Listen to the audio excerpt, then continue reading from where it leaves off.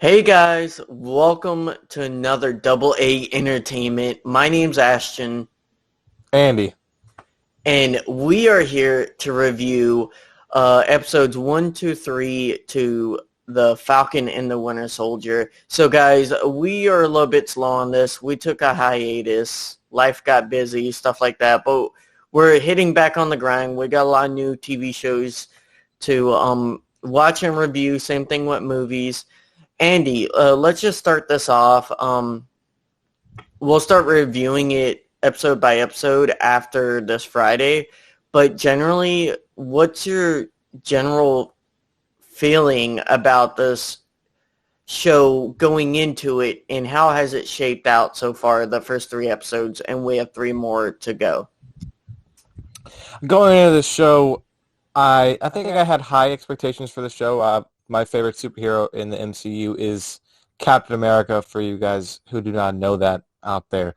So I was very excited to see what they're going to do with the character. I like how it ended up in Endgame, the kind of the storyline they had kind of wrapping up with Steve and in his time as the Captain America. And, I knew briefly that the comics, like, there's multiple different versions of Captain America. So I was interested to see where they were going with it. I'll briefly talk about kind of like episode by episode reaction. I'm not going to really dive into like every story beat, but I like the first episode a lot. It kind of set up the story. But the second episode was just not a fan of it. For some reason, I don't know why. It just felt really, really off to me. And then the third episode, man, it did blow everything out for me. I love the third episode. It is by far, in my opinion, the best of the 3. And it's making me really excited for the show. And Ashton, I think we can all agree that Zemo in this show has been so good so far. Yeah, Andy. I'll piggyback off of what you were saying. For me, it was very similar to WandaVision in the sense that the first 2 episodes, like the series in general, starts off slow. I wasn't looking forward to this show. For most people that know me, I'm not the biggest fan of either of these characters, and the show generally just coming out the gate, I was like, eh. And the first 2 episodes were kind of what I was expecting. There was a lot of visual noise, a lot of just, like, to me, mindless action with not a lot of good plot. At least it wasn't speaking to me. And you are absolutely correct, Andy.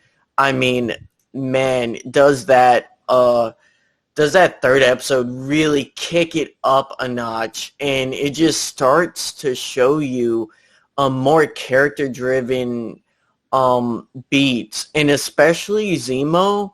Like, I hated Zemo in Civil War. Andy, I know you kind of agree with me on this. Zemo in Civil War was kind of flat and one-noted. They didn't really give a lot of good character depth to why he was doing stuff. To me, it was just an excuse to drive the plot forward in that movie. And here you get 50 minutes, only a 50-minute episode, but yet you get like twice the character development with Zemo. And you can see this actor actually bite into this role. And I started liking the character a lot more. Marvel has a bad problem not being good with villains, and we can already see with these TV series, their character development for their villains is better than most of the movies. Like, really, we've had 2 good villains in MCU that are really well developed, and that's Loki and that is Thanos. Loki, because the actor's just so great, and same thing with Thanos, but they paid attention to both characters over multiple movies. Every other villain has almost been dropped instantly and never to be seen again, and they weren't really well used with a few exceptions. But going back to Zemo, you actually see more rationale behind his actions. You see why he's called Baron von Zemo. You see he is loaded, Andy. And then we see parts of Madripoor. It's just like, to me, the third episode was a lot better than the first 2. If the rest of the rest of the season is like this third episode, Andy, I will be very happy with this show and very surprised. But that's if they keep it up. So, Andy, in general, what is your biggest high point for this series, and what's the biggest low point for this series so far? Ooh, tough question, Ashton. I think the biggest high point of the show for me is how there are the villains in the show, but you're relating to them a lot more. You see the backstory for them. The Flag Smashers, at first I thought, okay, they don't make any sense. They're kind of pointless. I like getting to hear more and more about. I'm pretty sure her name was Carly, if I'm not mistaken.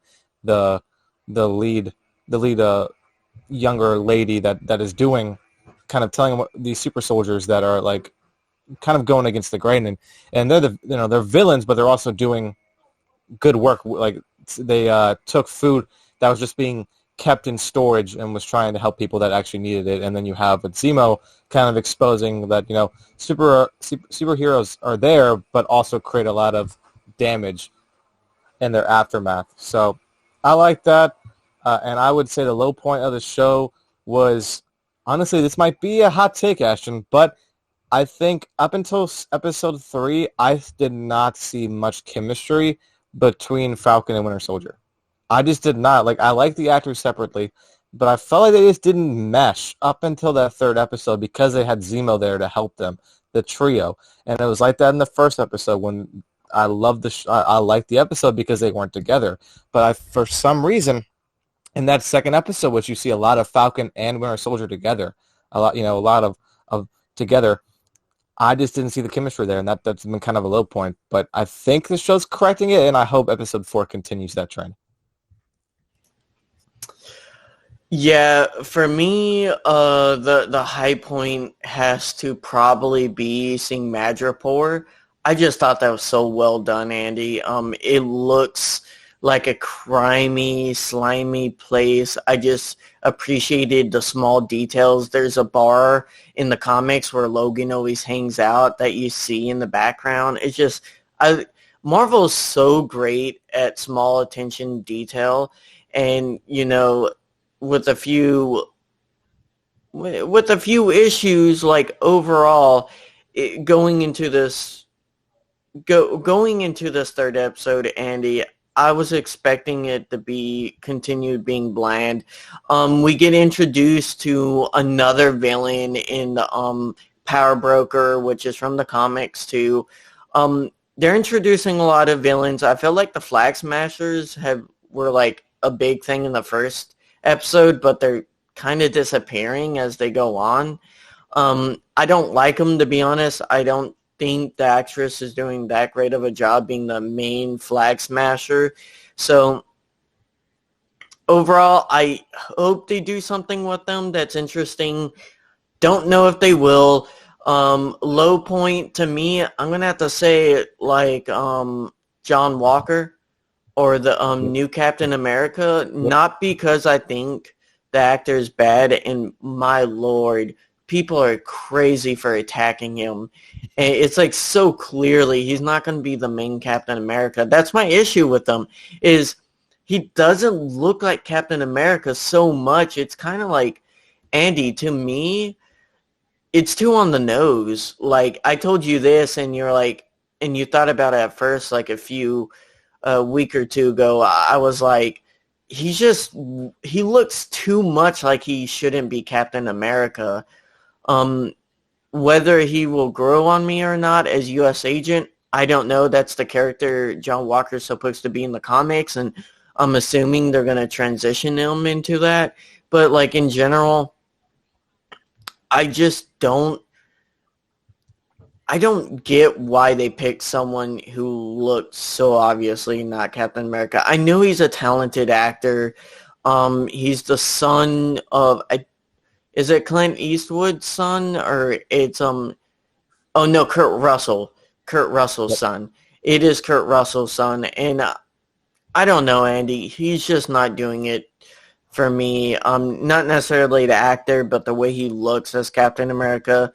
I mean, people are going crazy nuts, sending him death threats and stuff. It's like people need to chill. Uh, Andy, I will say, I'm not a huge fan of the actor's work either. Like, I'm not saying it's terrible, but I just don't see him as convincing enough. You're right about, I cannot believe him to be a Captain America at all. Like, he is not anywhere near what a Captain America would look like. If you thought, okay, let's replace Steve Rogers, it's not going to be him. I know the show, like you said, is going to transition him away from the Shield into a different type of Captain America. But I don't know. I agree with you. It just doesn't. When I see him, I'm like, that's not Captain America. mm-hmm. So Andy, let's go ahead and move on and start doing scoring. We're going to do out of 10, and for everyone who doesn't know, our scoring, 5 will be an average movie. 5 is average. So if, if we're not saying 10, that doesn't, or if we're not saying 10, that doesn't mean we don't like the movie. Now, if something's below 5 or at 5, then, that's some issues. So far, Andy, what would you rate the show, and what does it need to work on to boost that score a little bit up higher for you? Right now, I would say before the 3rd episode, the show is probably sitting at the 5 out of 10 range. Hit the mark for average superhero show and or movie. You kind of see the same. Captain Marvel is kind of around that same line. It's kind of fits the formula, if you will. But this 3rd episode really, like you agree with me, really just hit it on the head and rocketed this show up into the atmosphere. Right now, it is borderline a 7. I'm probably going to have to give it like a 6.5 just because of the first 2 episodes dragging it down. But if the 4th and 5th and 6th episodes are like the 3rd, the show could easily go to the 7, 8 out of 10 range for me. But as of right now, it's just sitting at the above average show mark because of the 3rd episode. But I am intrigued to see where it goes from here. Mm-hmm. No, I definitely agree to you. I told you that the first 2 episodes reminded me of the first 10, 15 minutes of Avengers 2, where it's just kind of bland action. You're like, oh, okay, this is happening. You had no connection to what's happening, no plot, no emotion from the characters. It'll be interesting to see how they do the power broker. I think it would be kind of cool if they make Sharon Carter the power broker. I thought that would be kind of a neat way to fit in her character, see why she made that choice and decision. If that's what happens, I don't know. So far, I'll give the show a 6 out of 10. I think it's slightly above average. The first 2 episodes I would give 6 out of 10. The 3rd one I would give a 7. But overall I would still put it at a 6. The quality, like, you can tell Disney, whoever's who's producing this TV series, they're putting a lot of love into it. It's very well made.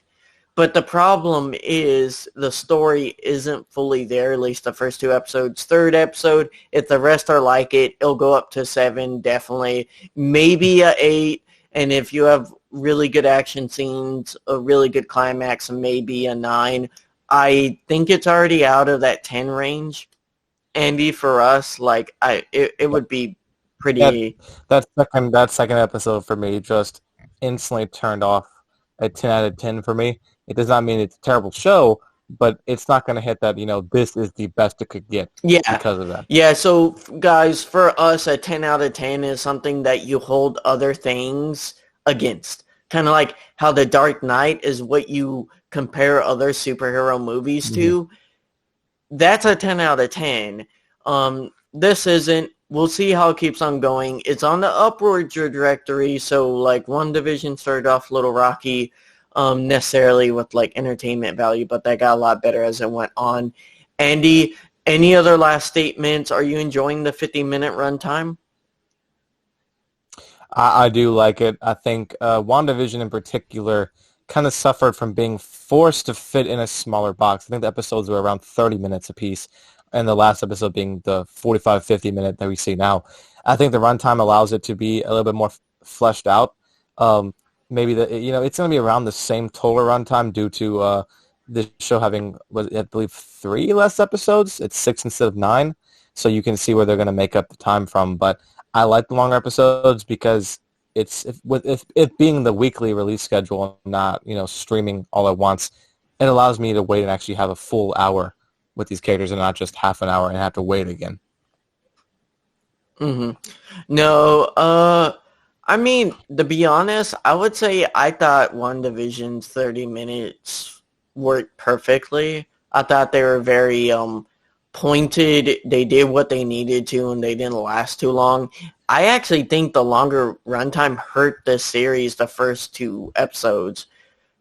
Again, if it's done like the 3rd episode, yes, make every episode of it 15 minutes. But to me, there are a lot of stuff you could have cut out those first 2 episodes that I was starting to get bored, and you don't want that in a TV series. Yep. And the new MCU pretty well. On WandaVision, we liked a little bit more, I think, than this show so far, but it does not mean it's not a bad show.